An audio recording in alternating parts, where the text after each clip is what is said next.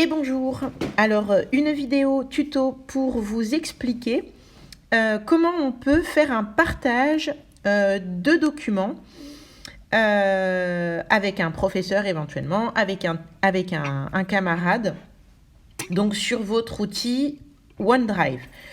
Donc, imaginez que dans Portfolio, je vous demande par exemple de me partager un de vos contenus de compte-rendu d'activité à distance.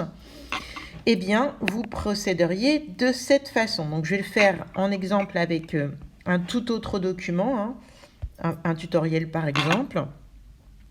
Donc, je me rends sur une des lignes des documents, je clique sur les trois petits points à ma droite, je sélectionne partage, d'accord ?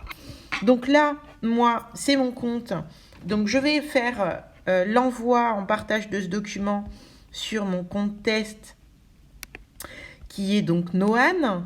Si vous, de votre côté, vous deviez m'envoyer le compte-rendu d'activité, par exemple, eh bien, vous sélectionnerez donc mon email du CFA. Quand vous êtes là, vous avez sélectionné. Donc, dans les paramètres, vous laissez bien autoriser la modification quand c'est pour m'envoyer un document à moi, de manière à ce que je puisse faire éventuellement certaines modifications.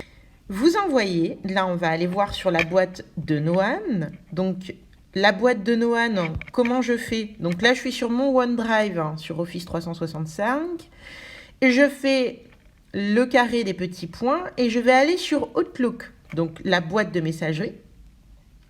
Et qu'est-ce que je vois? Hop, Émilie Verbruge, vous envoyez un document en partage et là vous allez pouvoir ouvrir. Donc vous accédez au document, par exemple qui est un Word, au même titre que quand on vous envoie une pièce jointe, tout simplement. Il vous a été partagé. Si vous retournez sur votre OneDrive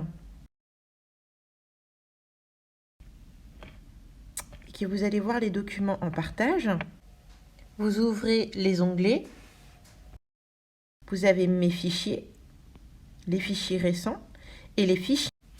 Donc tous les fichiers que je vous envoie en partage, quand vous voulez les rechercher dans votre OneDrive, ils se trouveront tous à cet endroit, dans Partage.